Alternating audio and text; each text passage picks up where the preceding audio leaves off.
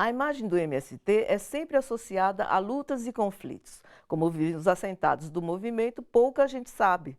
Para se ter uma ideia, não há crianças fora da escola. Os jovens estão indo para as universidades e as famílias conseguem construir sua própria casa. Mas o principal agora é produzir alimentos saudáveis para a população.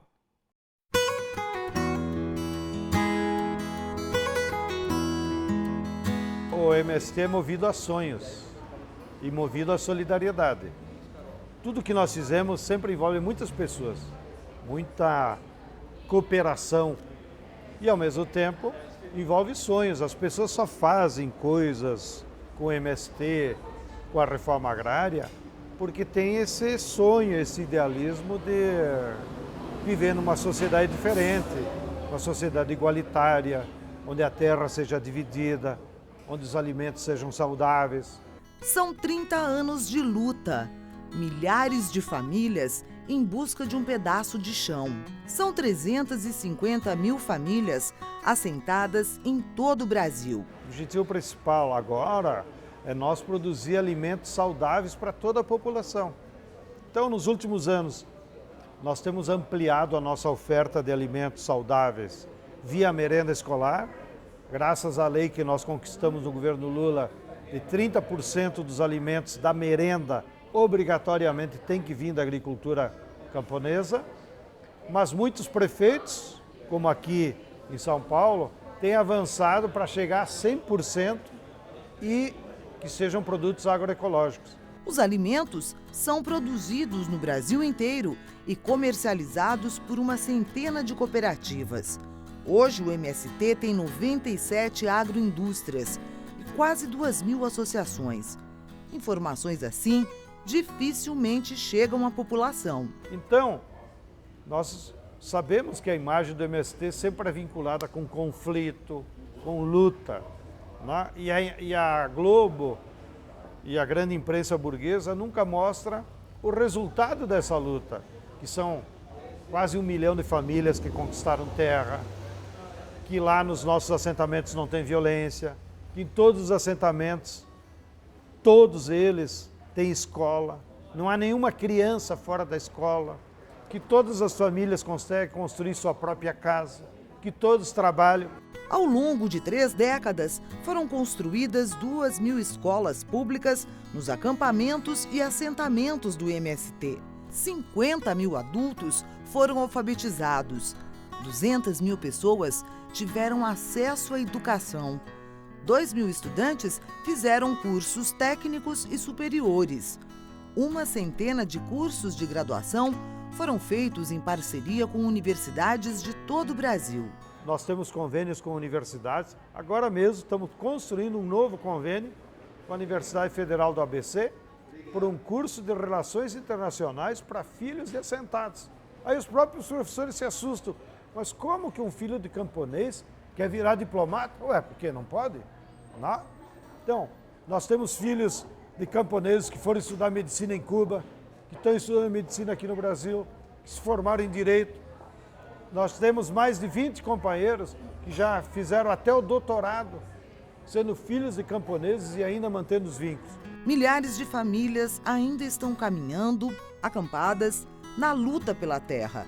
Há muito a ser feito, mas já há muito do que se orgulhar. E, sobretudo, o nosso orgulho maior não é quantos hectares nós já conquistamos, ou quantas famílias ainda faltam conquistar, mas o nosso orgulho maior é que todo militante e membro do MST, com a luta e com a convivência solidária, ele recupera a dignidade. Um trabalhador sem terra, depois que entra para o MST, ele começa a caminhar com a cabeça erguida.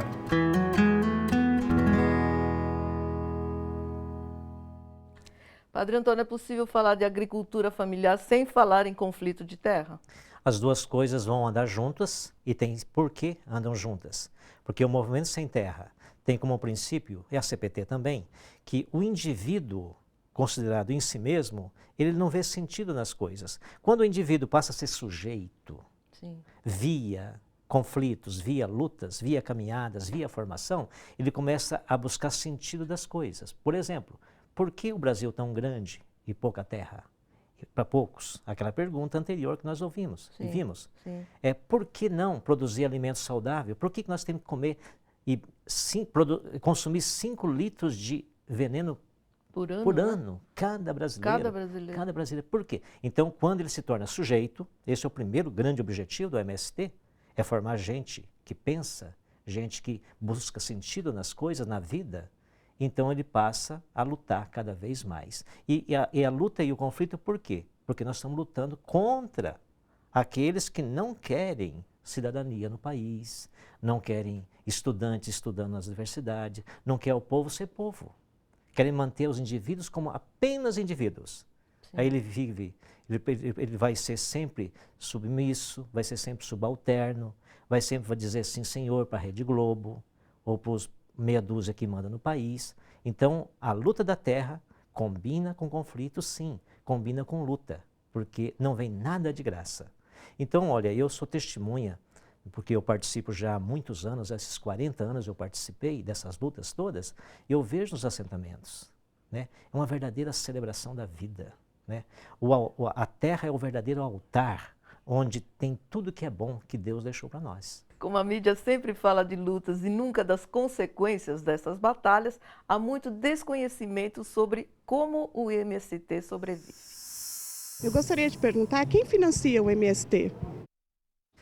O MST, nesses últimos 40 anos, ele foi se autofinanciando.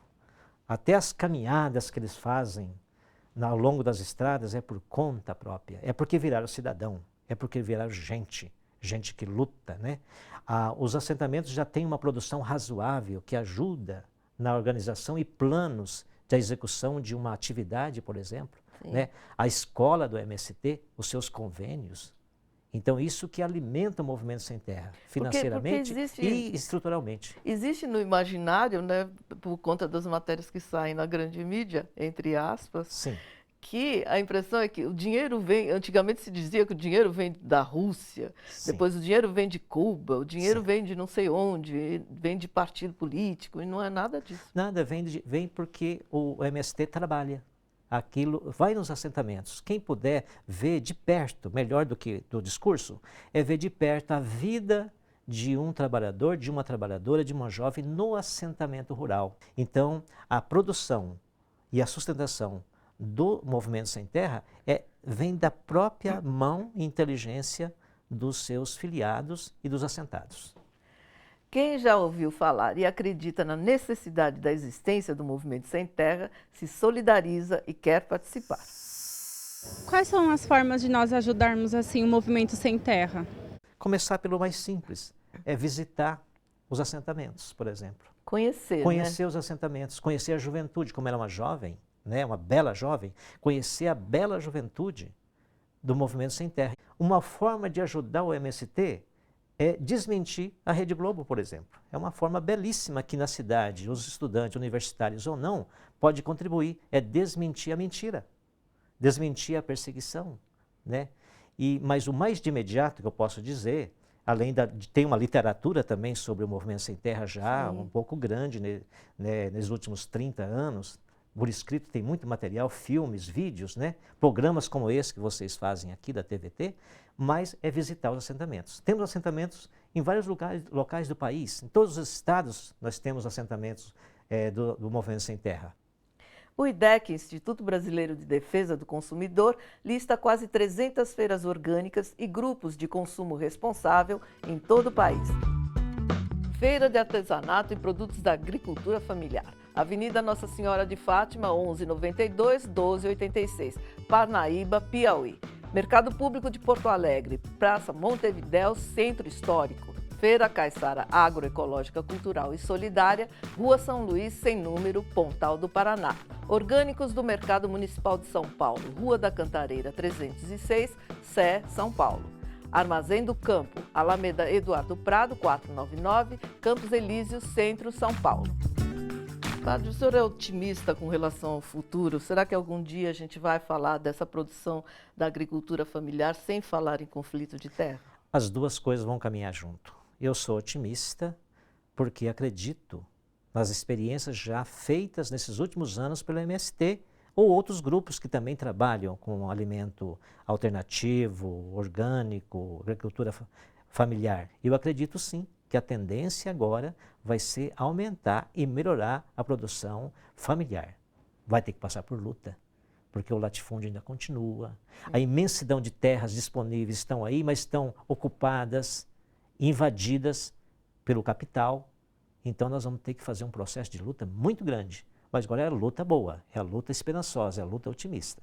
Eu acredito sim, né? Tirando o Temer, passando por esse momento difícil que teremos até 2018, nós vamos continuar a nossa luta, sim, do respeito à terra, que é respeito a si mesmo, é respeito à vida. Padre Antônio, muito obrigado pela sua Eu que presença. agradeço imensamente o programa. Parabéns pelo programa. Obrigada. Você revê o nosso programa, anota alguma dica e acompanha toda a programação da TVT acessando o nosso site tvt.org.br. A agricultura familiar, com muita luta, conseguiu reverter os conceitos negativos que eram atribuídos a ela. De atrasada, ineficiente e inadequada, passou a ser moderna, sustentável, solidária e produtora de alimentos. Nosso maior problema é uma herança do Brasil colonial. Alta concentração de terras improdutivas nas mãos de poucos proprietários. É contra isso que lutam os trabalhadores sem terra. O que eles querem é ser produtores de alimentos, de cultura e conhecimentos. E mais do que isso, serem construtores de um país socialmente justo, democrático, com igualdade e em harmonia com a natureza. Nada mais justo. O Bom para Todos fica por aqui. Até a próxima!